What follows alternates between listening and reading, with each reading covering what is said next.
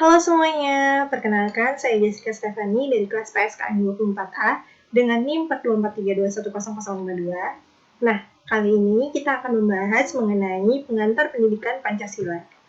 Nah, pertama-tama kita akan membahas mengenai pengertian pendidikan Pancasila.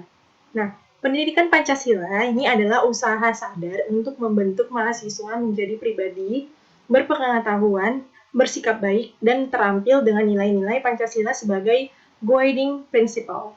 Yang dimana pendekatan yang digunakan itu merupakan student centered learning atau SCL yang mengakibatkan mahasiswa menjadi lebih aktif, kreatif, dan juga kritis dalam berpikir.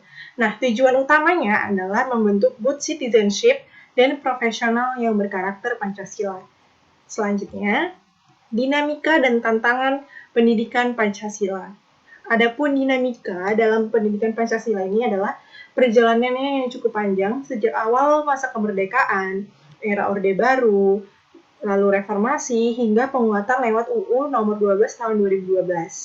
Di mana Pancasila ini juga sempat dijadikan alat legitimasi kekuasaan sehingga setelah reformasi muncul keraguan dan penurunan minat.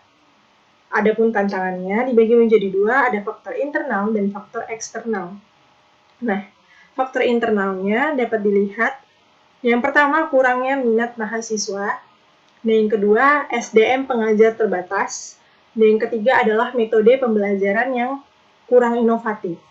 Sedangkan pada faktor eksternalnya adalah krisis keteladanan elit, lalu arus globalisasi yang semakin meningkat, dan gaya hidup yang tinggi atau hedonistik. Lalu yang ketiga ada degradasi karakter generasi muda. Selanjutnya, apa sih pentingnya pendidikan Pancasila ini? Yang pertama adalah membangun karakter generasi muda yang beretika, berakhlak mulia, dan tentunya cinta tanah air. Nah, yang kedua adalah menjawab tantangan globalisasi yang memengaruhi moral, sosial, maupun budaya.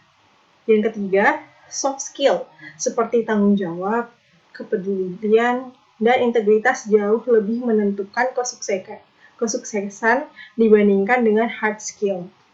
Selanjutnya, ada landasan pendidikan Pancasila. Yang pertama, historis. Nah, nilai Pancasila ini sudah ada sejak zaman Nusantara, mau itu dari zaman Majapahit, lalu adat dan budaya. Nah, yang kedua, dari landasan filosofis.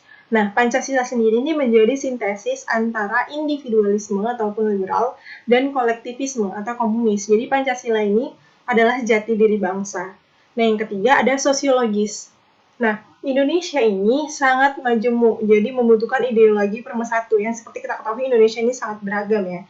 Dari mulai agama, suku, budaya, adat, segala macam. Lalu selanjutnya ada yuridis. Nah, Pancasila tercantum dalam pembukaan Undang-Undang Dasar 1945 dan diwajibkan sebagai mata kuliah berdasarkan Undang-Undang Nomor 20 Tahun 2003 atau Undang-Undang Nomor 12 Tahun 2012. Selanjutnya kita masuk ke rangka konseptual pendidikan Pancasila. Nah, pendidikan Pancasila ini bertujuan mengembangkan karakter Pancasilais, lalu membantu mahasiswa menganalisis masalah bangsa dan perspektif nilai Pancasila, dan mengintegrasikan nilai etika, filsafat, dan ideologi dalam kehidupan nyata atau dalam kehidupan sehari-harinya. Selanjutnya ada bagian utama materi dalam pendidikan Pancasila ini apa sih? Yang pertama ada pengantar pendidikan Pancasila, lalu yang kita bahas kali ini, lalu selanjutnya ada Pancasila dalam sejarah bangsa, yang akan kita bahas pada video selanjutnya. Ada Pancasila sebagai dasar negara, lalu Pancasila sebagai ideologi negara, dan Pancasila sebagai sistem filsafat, Pancasila sebagai sistem etika, dan yang terakhir Pancasila sebagai dasar pengembangan ilmu. Nah, bagian-bagian utama materi ini nanti akan kita bahas di video-video selanjutnya. Jadi, video ini khusus membahas mengenai pengantar pendidikan Pancasila. Nah, selanjutnya, visi, misi, dan tujuan pendidikan Pancasila. Nah, visi pendidikan Pancasila ini adalah yang pertama mewujudkan sivitas akademika yang berkepribadian Pancasila. Dan adapun misinya adalah mengembangkan potensi akademik, membentuk mahasiswa siap hidup bermasyarakat, Dan lalu selanjutnya adalah membangun budaya berPancasila dan mengembangkan Pancasila sebagai disiplin ilmu. Selanjutnya, adapun tujuan utamanya adalah menguatkan Pancasila sebagai falsafah negara dan ideologi bangsa, lalu membentuk mahasiswa beriman, berakhlak mulia, cerdas, dan bertanggung jawab, lalu membantu mahasiswa mencari solusi berbasis nilai Pancasila, dan membangun karakter Pancasilais dalam berpikir dan bertindak mahasiswa.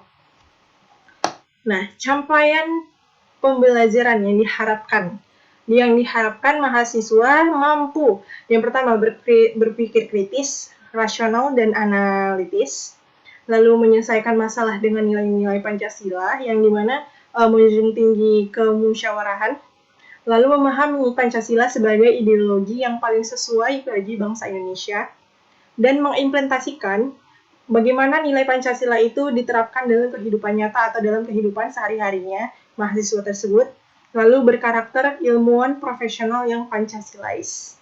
Nah, jadi kesimpulan dari materi pengantar pendidikan Pancasila ini adalah yang dimana mata kuliah pendidikan Pancasila ini adalah salah satu mata kuliah strategis untuk membangun karakter, moral, wawasan kebangsaan, dan kecakapan hidup mahasiswa.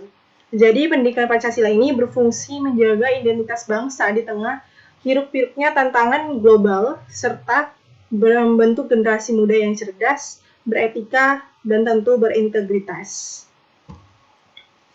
Sekian materi yang bisa saya sampaikan mengenai materi pengantar pendidikan Pancasila.